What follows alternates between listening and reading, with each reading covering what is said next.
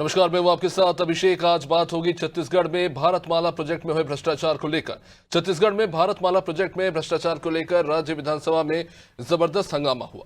विभागीय मंत्री टंकराम वर्मा ने भ्रष्टाचार होने की बात स्वीकार की है और संभागीय आयुक्त से जांच कराने की घोषणा भी कर दी। वहीं मंत्री वर्मा ने कहा कि अधिसूचना जारी होने के बाद रकबे के टुकड़े किए गए पहले से अधिकृत भूमि का दोबारा से भू अर्जन कर दिया गया। नेता प्रतिपक्ष डॉक्टर चरणदास महंत ने सरकार के जवाब पर असंतोष जताया और उनका कहना है कि सिर्फ विभागीय जांच से दोषियों को बचने का मौका मिल जाएगा। ये एक बड़ा घोटाला है जिसमें कई प्रभावशाली लोग शामिल हो सकते हैं। दोनों राजनीतिक दलों के लोग भी इसमें मिले हो सकते हैं। महंत ने कहा कि निलंबन से कुछ नहीं होगा, बल्कि दोषी अधिकारियों पर एफआईआर दर्ज कर उन्हें जेल भेजना चाहिए। निलंबन एक ऐसी प्रक्रिया है जिससे दोषी कुछ समय बाद फिर से बहाल हो जाते हैं और उसी तरह से अपना काम करने लगते हैं। महंत इस मामले में सीबीआई जांच की भी मांग करते नजर आए, जिस पर पलटवार करते हुए मुख्यमंत्री विष्णुदेव साय ने कहा कि कांग्रेस सरकार ने तो सीबीआई को कार्रवाई करने से ही बैन किया था। वही बीजेपी विधायक रिकेश सेन ने कहा कि कांग्रेस को अब केंद्रीय एजेंसियों पर भरोसा कैसे हो रहा है। जो लोग सीबीआई को बैन करते हैं, ईडी पर सवाल उठाते हैं, वे अब खुद जांच की मांग कर रहे हैं। बता दें कि छत्तीसगढ़ में भारतमाला प्रोजेक्ट में तकरीबन 350 करोड़ रुपए के घोटाले का अनुमान जताया जा रहा है। घोटाले के लिए 13 खातेदारों के खसरे को 55 टुकड़ों में बांटा गया। अभनपुर के 4 मुआवजा प्रकरण में ही 43.19 करोड़ आर्थिक नुकसान सरकार को हुआ है। इस सरकार ने भी अपने जवाब में माना है करीब 350 करोड़ का अतिरिक्त भुगतान किया गया है। इस घोटाले में 5 अधिकारी अब तक कार्रवाई के तहत सस्पेंड तो हुए हैं। अब कांग्रेस सीबीआई जांच की मांग कर रही है। क्या इस घोटाले की सच्चाई सामने आ पाएगी और ये घोटाला कितना बड़ा है, ये भी समझना होगा। पहले कुछ प्रतिक्रियाओं पर एक नजर। भारतीय जनता पार्टी के बड़े बड़े नेताओं को बचाने के लिए भारतमाला प्रोजेक्ट की जो मुआवजे की गड़बड़ी है उसको ईओडब्ल्यू को सौंपा गया। दरअसल भारतमाला प्रोजेक्ट में मुआवजे की गड़बड़ी में भारतीय जनता पार्टी के एक वरिष्ठ पूर्व मंत्री शामिल रहे हैं, उसमें भारतीय जनता पार्टी के वर्तमान के विधायक भी शामिल रहे हैं, तमाम बड़े बड़े नौकरशाह शामिल रहे हैं, भारतीय जनता पार्टी के अनेक कार्यकर्ता इसमें शामिल रहे हैं। इसीलिए उनको बचाने के लिए ईओडब्ल्यू की कार्रवाई, जबकि यह केंद्र की संपत्ति का, केंद्र के खजाने में डकैती डालने का प्रयास है, केंद्रीय योजना में पलीता लगाने का प्रयास किया गया। इसमें सिर्फ 350 करोड़ तो अभनपुर विकासखंड में किया गया है, सिर्फ एक तहसील में। यदि रायपुर से लेकर हैदराबाद तक हर जगह भूमि अधिग्रहण की जांच की जाएगी तो ये हजारों करोड़ रुपए का घोटाला है, जिसमें बड़ी बड़ी मछलियां शामिल हैं। कांग्रेस पार्टी मांग करती है कि इस मामले की न सिर्फ सीबीआई से, इसमें तो ईडी से भी जांच होनी चाहिए। देखिए, पहले तो कांग्रेस पार्टी को स्पष्ट करना पड़ेगा कि सीबीआई, ईडी जैसे संस्थाएं निष्पक्ष होकर काम करती हैं कि नहीं। हमारी तो मान्यता रही है कि ईडी हो या सीबीआई हो, वो निष्पक्षता से कार्यवाही करती है। तो पहले तो उन्हें यही स्पष्ट करना पड़ेगा आज कैसे उसी सीबीआई पर भरोसा हो रहा है। ईडी जो कार्यवाही कर रही है उस पर भी उनका भरोसा है और वह ईडी भी सही ढंग से कार्यवाही कर रही है छत्तीसगढ़ में। जहां तक बात भारतमाला परियोजना की है तो हमारी सरकार ने ईओडब्ल्यू से जांच कराने का निर्णय किया है। प्रारंभिक जांच में जो तथ्य आए हैं, कुछ अधिकारियों को निलंबित किया है। अब ईओडब्ल्यू उसकी विस्तृत जांच करेगी और जो भी जिम्मेदार पाया जाएगा, दोषी पाया जाएगा, उस पर कानून सम्मत कड़ी कार्रवाई की जाएगी। तो भारतमाला परियोजना केंद्र सरकार की बड़ी सड़क परियोजनाओं में से एक 83,000 किलोमीटर लंबी सड़क परियोजना, जो रायपुर में भी, रायपुर से लेकर विशाखापट्टनम के लगभग 400 किलोमीटर से भी ज्यादा लंबी सड़क परियोजना, जिसमें अब घोटाले को लेकर सवाल उठ रहे हैं। बड़ी विचित्र स्थिति है जहां पर पक्ष और विपक्ष दोनों ही सहमत हैं कि इस मामले में घोटाला हुआ है और दोनों ही एक दूसरे के नेताओं पर आरोप लगा रहे हैं, एक दूसरे के कार्यकाल पर। खैर, देखना होगा क्या स्थिति है इस वक्त। आलोक सोनी बीजेपी से हमारे साथ, अभिमन्यु मिश्रा कांग्रेस से थोड़ी देर में जुड़ेंगे, के शर्मा वरिष्ठ पत्रकार हमारे साथ है। बहुत बहुत स्वागत। चलिए, अभिमन्यु मिश्रा जी भी जुड़ गए हैं, सभी का बहुत बहुत स्वागत है। सबसे पहले मैं आलोक जी आप ही के पास आता हूँ।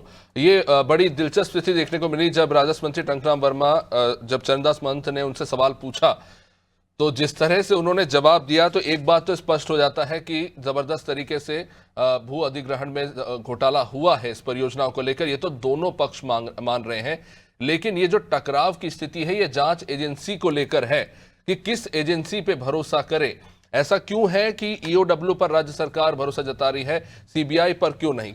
जो सवाल उठाया जा रहा है विपक्षी तरफ से कि अगर इस मामले में सीबीआई से जांच नहीं करवाई गई तो जो बड़ी मछलियां हैं वो बच जाएंगी, बस छोटे जो अधिकारी कर्मचारी हैं उन्हीं पर कार्रवाई होकर सीमित रह जाएगी।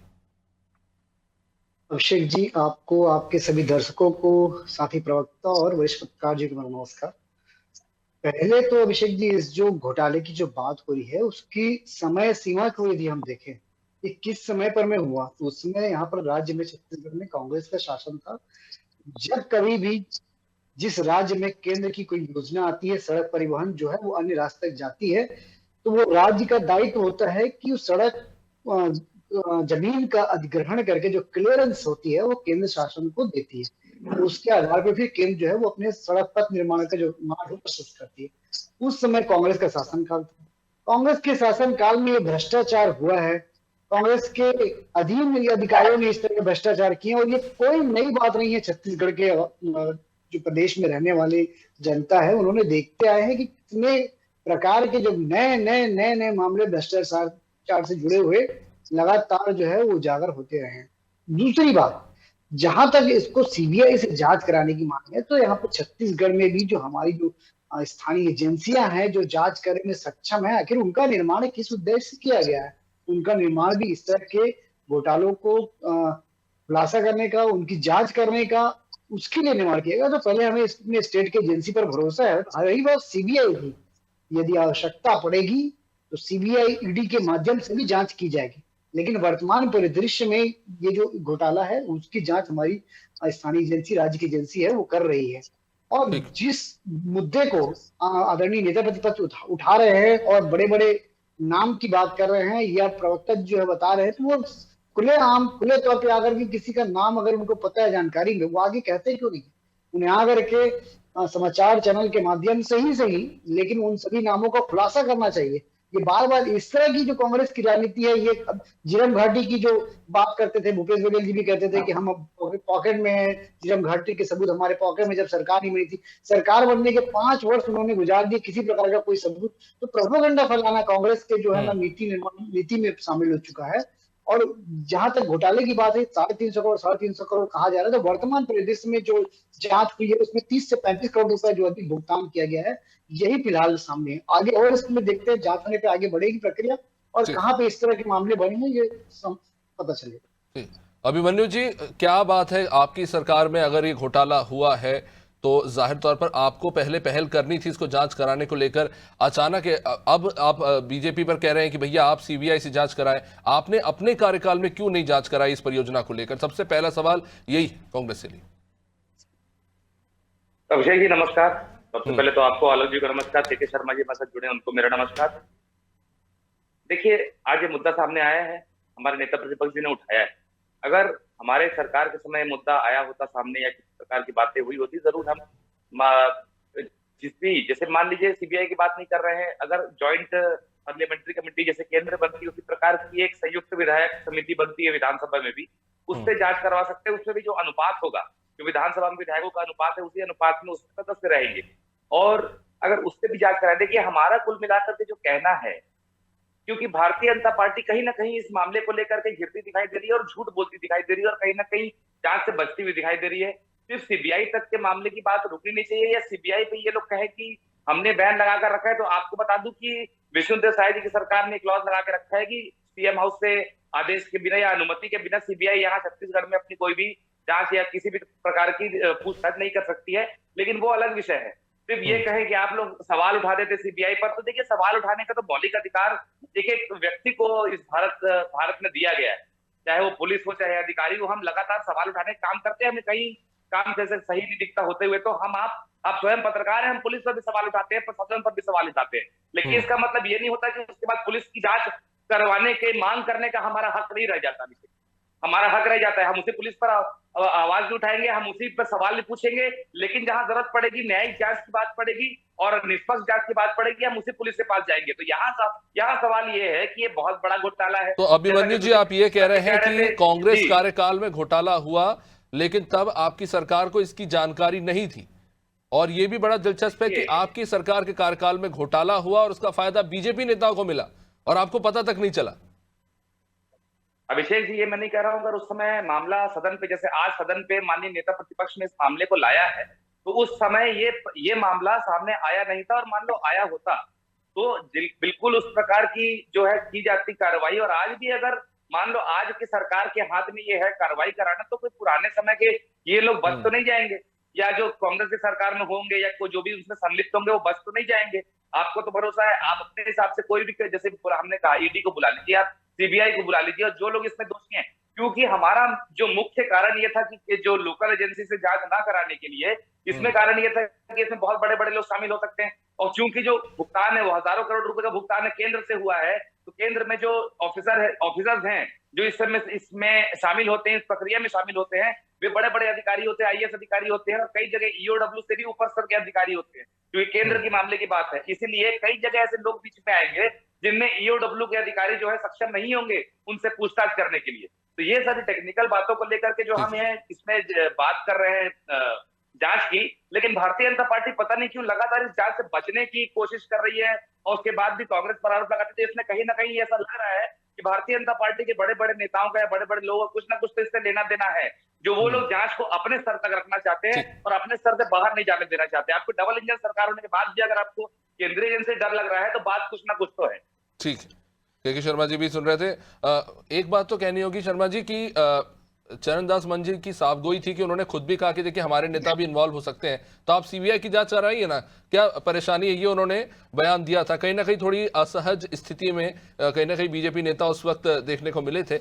लेकिन जो सवाल उठ रहा है कि क्या इस मामले को कहीं ना कहीं रफा दफा करने की कोशिश हो रही है, क्योंकि अगर जैसा कि अभिमन्यु जी कह रहे हैं कि ईओडब्ल्यू एक केपेबल संस्था नहीं है, इतने बड़े स्तर पर अगर घोटाला हुआ और बड़े लोग इन्वॉल्व है उनको स्क्रूटनाइज करने के लिए, तो क्या सही लगता है कि ईओडब्ल्यू की जो जांच जो बीजेपी कह रही है कि हमारी जो राज्य की संस्था उन पर भरोसा करते हैं, क्या वो ठीक है? देखिए अभिषेक जी, महत्वपूर्ण बात है कि चरणदास महंत ने नेता प्रतिपक्ष होते हुए ये मामला उठाया है, जबकि पहली शिकायत हुई थी 8 अगस्त 2022 को।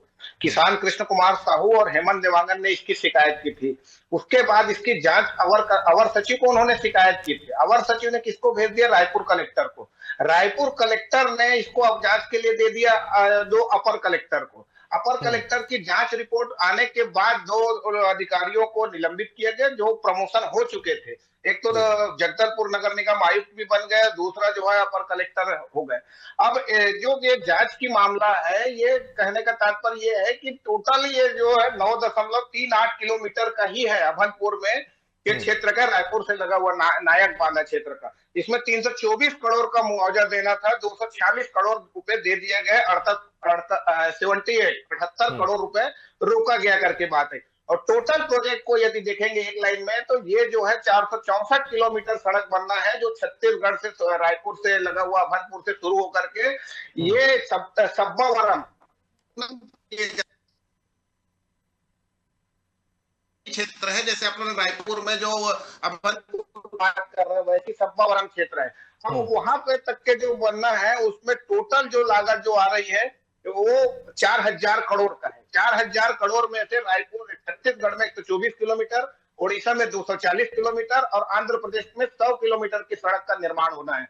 अब बात ये आती है कि ये कितने करोड़ का भ्रष्टाचार, ये अलग विषय है, लेकिन जब अवर सचिव को जांच के लिए दिया गया, अवर सचिव ने जांच नहीं किया, कलेक्टर को दिया, कलेक्टर ने जांच नहीं किया, अपर कलेक्टर से जांच किया।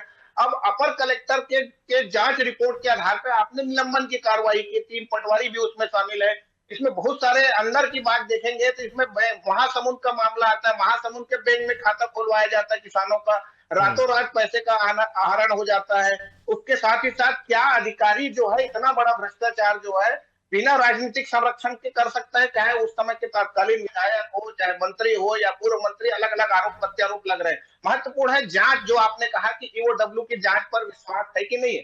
ये राज्य की संस्था है और चरणदास महंत स्पष्ट करते हैं कि राज्य के पहले तो इसको विधानसभा में घोषणा की गई कि संभागायुक्त जांच करेंगे। संभागायुक्त मतलब राजस्व विभाग का ही अधिकारी हो गया। अब वो शाम को के जब ये चरणदास महंत कहते हैं कि हम हाई कोर्ट जाएंगे इस मामले को लेके, तब जाके कैबिनेट बैठक हो जाती है और शाम को ये डिसीजन होता है कि इसको हम ईओडब्ल्यू से करेंगे। ईओडब्ल्यू से जांच हो, लेकिन एक समय सीमा तय हो, उसमें यदि जो रिपोर्ट आ रही है उसमें बिंदु भी तय होना चाहिए। जो उमेश पटेल विधायक जो है पूर्व मंत्री, उन्होंने भी ये बात कही है, बिना बिंदु के क्या अपर कलेक्टर की जांच में क्या कमियां आई? सरकार की ओर से बात तो नहीं आई अभी, और जो कमियां नहीं है तो आप जांच किन बिंदुओं पर करेंगे और उसके आधार पर जो जांच की बात आ रही। बैंक अधिकारी भी है, बैंक अधिकारी प्राइवेट बैंक में खाता खुला, वो ट्रांसफर हो चुका है, वो है कि नहीं है। जो भू माफियाओं की बात हो रही है, जो पटवारी तहसीलदार उनके परिवार के जुड़े लोग हैं, ये तमाम प्रकार के राजनीतिक और भू माफियाओं के बैंक का और अधिकारियों की पूर्णतः मिलीभगत का पूरा मामला है। इसलिए जांच में कहां तक आंच जाएगी ये कहा नहीं जा सकता, लेकिन जांच की निष्पक्षता पर सवाल निश्चित रूप से उठ रहा है कि राज्य में यदि ईओडब्ल्यू जांच कर रही है, क्या राजनीतिक जिस तरह से कांग्रेस का आरोप है, हम अपनी बात छोड़ दे, कांग्रेस जो आरोप लगा दी कि इतने बड़े बड़े नेता शामिल है, ईओडब्ल्यू क्या उस स्तर की जांच कर सकती है? अगर ये जांच करे तो समय सीमा तय कर दो, 1 महीने में आपकी जांच की रिपोर्ट आए, उस रिपोर्ट के आधार पर आप आगे बढ़ सकते हैं। ईओडब्ल्यू या आपको जिससे जांच कराना है, केंद्रीय एजेंसी की जो बात आ रही है, केंद्रीय एजेंसी इसलिए आ रही है कि भारतमाला प्रोजेक्ट जो है मोदी के एक ड्रीम प्रोजेक्ट कहा जा सकता है, और ड्रीम प्रोजेक्ट में इस तरह से जो गड़बड़ी की बात आ रही है, छत्तीसगढ़ में भी केवल 9.38 किलोमीटर की ही बात हो रही है, पूरे 124 किलोमीटर छत्तीसगढ़ की, और पूरा टोटल यदि बात करें तो 464 किलोमीटर की सड़क की यदि जांच होती है 4000 करोड़ में, कितने का भ्रष्टाचार हो सकता है? तो ये कि लिटमस टेस्ट के रूप में यदि 10 किलोमीटर का ही मुआवजे की जांच हो जाए तो आगे की बात कितनी बड़ी जाएगी, ये समझने वाली बात है आम लोगों को। और विधानसभा के बाद कैबिनेट ने जो डिसीजन लिया है, मुझे लगता है कि ईओडब्ल्यू जांच करने में सक्षम है, कर सकती है, लेकिन इसके जिस स्तर पर है उस स्तर पर क्या उनको स्वतंत्रता है कि उस स्तर के अधिकारी या नेता पर कार्रवाई कर? जैसे चरणदास मान ने आईएएस का नाम लिया, नाम नहीं लूंगा, लेकिन मैं एक आईएएस शामिल है करके चरणदास महंत का बयान विधानसभा में आता है। इस स्तर पे जांच के लिए निष्पक्षता और एक उच्च स्तरीय जांच की आवश्यकता है, ताकि मुआवजे में 4 एकड़ जमीन को 14 लोगों को बांट दिया गया, छोटे जमीन होने से मुआवजा राशि बढ़ जाती है। तो क्या इस ढंग से जो बंटवारा किया गया जमीनों का, और सबसे महत्वपूर्ण बात जो इस सब पूरे मामले में नोटिफिकेशन के बाद बंटवारा किया गया है, जब नोटिफिकेशन हो चुका है, इस जमीन का अधिग्रहण किया जाना है, उसके बाद बंटवारा क्यों? ये एक बड़ा सवाल है, किसने किया, क्या किया? उस अधिकारियों का प्रमोशन निलंबन कर दिया, निलंबन निश्चित रूप से कब तक रहेगा? आप उससे काम करें। यही बात चरणदास मान जी भी कह रहे थे, ये जो फॉर्मेलिटी होती है अधिकारी कर्मचारी घोटाला करने के बाद उन्हें सस्पेंड करने के नाम पे खानापूर्ति कर दी जाती है और बाद में फिर से बहाल कर दी जाती है, ये बात कहते हैं आलोक जी। वही सवाल है कि इतने बड़े स्तर पर और अलग अलग स्तर पर अधिकारी कर्मचारियों की मिलीभगत से घोटाला हुआ है, और ऐसे में यह मानना बड़ा मुश्किल है कि बिना राजनीतिक संरक्षण के घोटाला संभव कैसे हो सकता है, भले ही किसी चाहे वो कांग्रेस का नेता हो या बीजेपी का नेता हो। अब ऐसे में क्या ईओडब्ल्यू सक्षम है इतने बड़े स्तर पर इनके खिलाफ कार्रवाई करने के लिए या सबूत जुटाने के लिए? अगर विपक्ष में रहते हुए आप इस बात को गौर करिए कि कांग्रेस ने 5 साल सीबीआई को बैन करके रखा रहा, और आज अचानक से उनके जो अंतरात्मा है वो जाग गई और वो कह रहे हैं कि इस मामले की जांच सीबीआई से किया जाए। तो अगर आप विपक्ष की सारी बातों को एक्सेप्ट कर लेंगे, विपक्ष की सारी बातों को मान लेंगे कि इसमें ये नेता शामिल थे, उसमें वो नेता शामिल लेंगे, तो मैं नहीं समझता कि एक सच्चाई पर में आप आकर के खड़े हो जाएंगे। आवश्यकता है कि विपक्ष को भी जो जांच एजेंसी है उस पर भरोसा रखने की आवश्यकता है। आज जो लोग सीबीआई की जांच की मांग कर रहे हैं वो कल उसी सीबीआई पे भरोसा नहीं करते थे। आज जो ईडी की जांच की मांग कर रहे हैं वो इसी ईडी पर में कल तक भरोसा नहीं करते थे। कल तक मैं कहता हूँ 2 दिन पहले तक वो ईडी कर रहे थे जब भूपेश बघेल जी का छापा पड़ा था। तो ये कैसे आप इस बात को प्रमाणित करेंगे कि कोई भी एजेंसी निष्पक्ष रूप से वो जांच कर रही है, उस पर विपक्ष अपना भरोसा जताएगा? इसको आप कैसे प्रमाणित करेंगे? लेकिन के शर्मा जी सवाल पूछ रहे हैं कि समय आयोग से जांच कराए, किन मुद्दों पर, किन तथ्यों के आधार पर जांच हुई? अगर वो सब कुछ सही था तो ईओडब्ल्यू तक क्यों पहुंचा मामला? सिर्फ अधिकारी कर्मचारियों तक कार्रवाई सीमित कर दी गई है। अब ईओडब्ल्यू जो कार्रवाई करेगी उसका आधार क्या है? देखिए, अभी तक जो कार्रवाई हो रही थी, जो आधिकारिक जांच होती है वो अधिकारियों तक सीमित होती है। आज लेकिन इसमें ईओडब्ल्यू शामिल हो चुकी है। इस घोटाले की जो विस्तृतता है उसको देखते हुए उसमें जो विस्तृत जांच होगी, चूंकि उसमें बहुत कारोबारियों के भी नाम आ रहे हैं, और कारोबारी इसमें संलिप्त है, वो चाहे किसी भी पार्टी से संबंध रखते हो, चाहे वो भारतीय जनता पार्टी से हो या कांग्रेस से हो या अन्य किसी पार्टी से हो, इस जांच के विस्तृतता को विस्तार को देखते हुए ईओडब्ल्यू जो उसमें जांच करेगी। आलोक जी, ये सवाल लगातार इसलिए उठ रहा है कि आप शराब घोटाला हो, महादेव सट्टा ऐप घोटाला हो, खाद घोटाला हो, इन तमाम चीजों को लेकर तो बीजेपी बड़ी अग्रेसिव रहती है, लेकिन भारतमाला प्रोजेक्ट में और खुद, क्योंकि अभी 2022 में अगर ये मामला सबसे पहले उजागर हुआ तो वो एग्रेशन इस मामले में क्यों नहीं दिख रहा है? देखिए, इसमें ये जो जांच है, इसकी जो रिपोर्ट्स आई है वो समय लगा, और जहां तक आप भ्रष्टाचार के बात कर रहे हैं या भ्रष्टाचार पे भारतीय जनता पार्टी के पक्ष की बात कर रहे हैं, तो मैं आपको इस बात से आपके चैनल के माध्यम से बताना चाहूंगा कि पिछले 10 वर्षों में मोदी जी के कार्यकाल में एक भी भ्रष्टाचार के मामले पे जीरो टॉलरेंस की जो नीति है वो नीति अपनाई गई है। और वही आज छत्तीसगढ़ में भी विष्णुदेव साय जी के सुशासन में भी वही नीति के साथ में हम काम कर रहे हैं। चाहे भ्रष्टाचारी कोई भी किसी भी पार्टी से बिलोंग करते हो, उस पर जो है कार्रवाई, उचित कार्रवाई जो आवश्यक होगी वो की जाएगी। ठीक। उस पर जीरो टॉलरेंस की नीति है, उस नीति पर आज भी भारतीय जनता पार्टी अडिग है।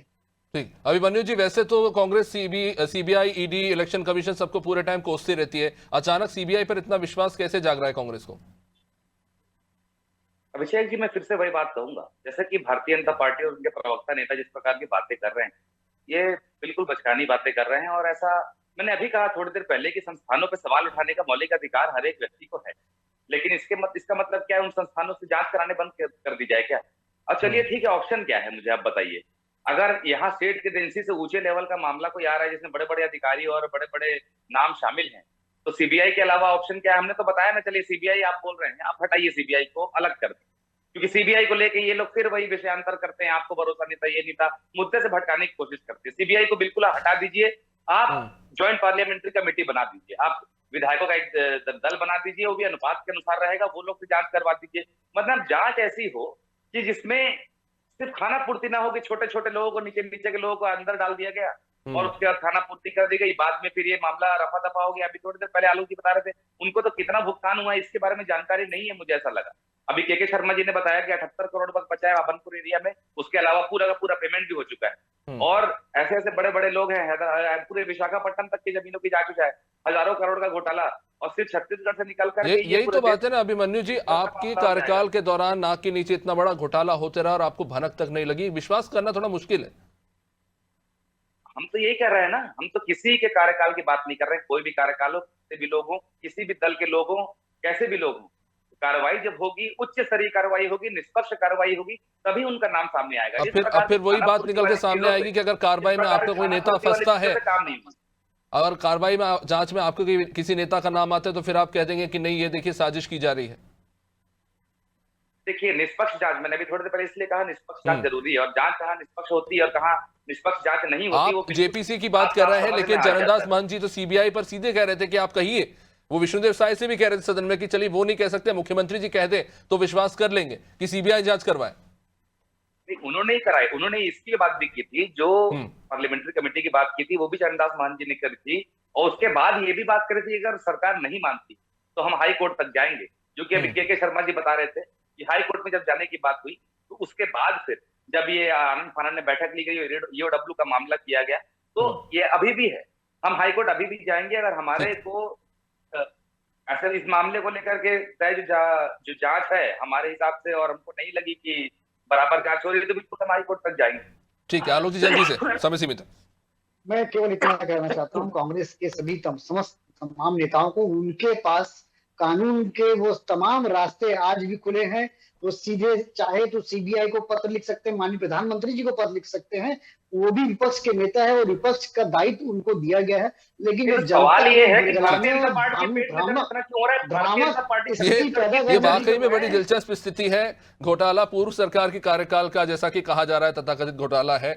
मौजूदा सरकार से पूर्व की सरकार मांग कर रही है कि सही सर जांच कराइए। बहुत बहुत शुक्रिया आप सभी का इस चर्चा में जुड़ने के लिए। बड़ी ही दिलचस्प स्थिति है।